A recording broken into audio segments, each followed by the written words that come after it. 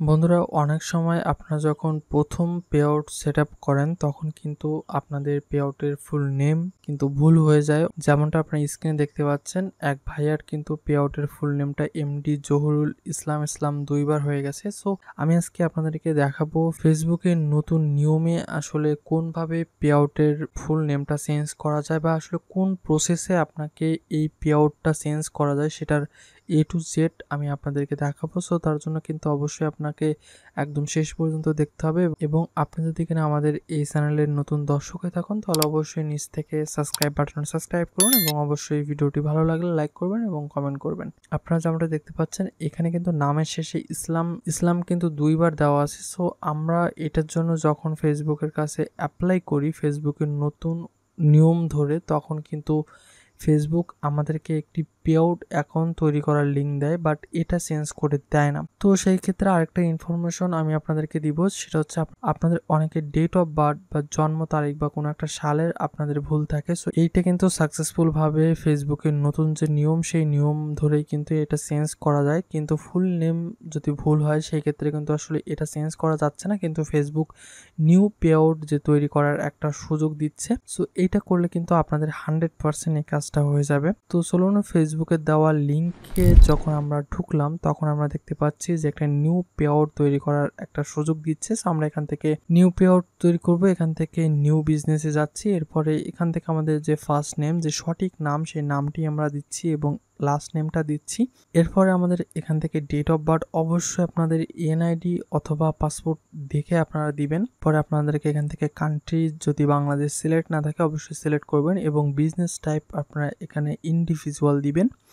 এরপর নেক্সট করবেন। এরপরে আপনাদেরকে আবারও ফার্স্ট নেম এবং মিডিল নেম এবং লাস্ট নেম শো হবে। সো আপনারা আবারও খেয়াল করবেন আপনাদের ইনফরমেশন সঠিক আছে কিনা। এরপর আপনাদের ডেট অফ বার্থ যদি আবারও ভুল হয়ে যায় সেটা আবারও এখান থেকে সংশোধন করবেন। এরপরে আমরা এখানে হোম অ্যাড্রেস হিসাবে আপনার এনআইডি কার্ডের ব্যাক সাইডে যে ইনফরমেশন আছে বা যে অ্যাড্রেস দেওয়া আছে আপনারা ওই অ্যাড্রেস দেখে সুন্দর করে অ্যাড্রেসটা লিখবেন।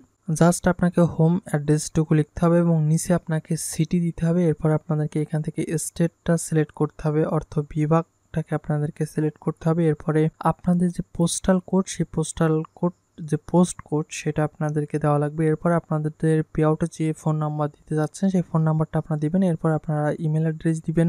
এরপরে নিচে আপনাদের যে ইম্পর্টেন্ট একটা টপিক সেটা হচ্ছে ট্যাক্স আইডেন্টি নাম্বার বা টিন সার্টিফিকেট এন্ড যে টিন নাম্বার, সেই টিন নাম্বারটা আপনারা এখানে দিবেন। অবশ্যই যদি আপনার টিন নাম্বার না থাকে, অনেকেই বলে যে এনআইডি কার্ডের নাম্বার দিলে নাকি হয়ে যায়।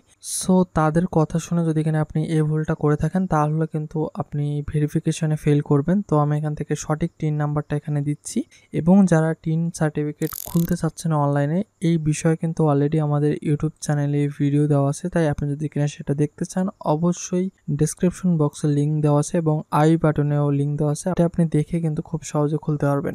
সো এরপরে নিচে একটা টিকমার্ক আছে, টিকমার্কটাকে দিয়ে আমরা আবারও একটু চেক দিব, কোনো ইনফরমেশন ভুল থাকলে আমরা আবারও সংশোধন করব, কারণ এটাই আমাদের লাস্ট সুযোগ। এরপরে আমরা এখান থেকে নেক্সট করব এবং লোড নিবে। এরপরে আমাদেরকে এখানে ব্যাঙ্ক অ্যাকাউন্ট সেট আপ করতে হবে। আমি এখানে ম্যানুয়ালি লিঙ্ক ব্যাঙ্ক এই অপশনে ক্লিক করে এখান থেকে লিঙ্ক পেআউটে যাচ্ছি।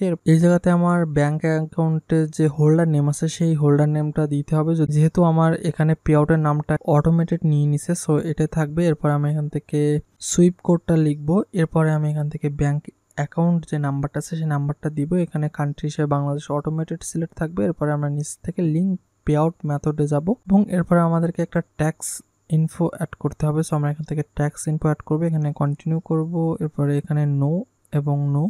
এরপর আমরা এখান থেকে কান্ট্রি সিলেক্ট করব। এরপরে আমরা এখানে টিক মার্ক দিয়ে নেক্সট করব। এরপরে আবারও কান্ট্রিটা সিলেক্ট না থাকলে সিলেক্ট করে আবারও নেক্সট করব। এরপরে আবারও নেক্সট 0% করতে হবে। এরপর নেক্সট দিয়ে এখানে টিক মার্কটা দিয়ে আমরা এখানে সিগনেচার ফুল যে নামটা আছে সেই নামটা লিখব। এরপর এখান থেকে নেক্সট করব। এরপর আবারও সাবমিট ফর্মে যাব, তাহলে আমাদের সাবমিট হয়ে যাবে।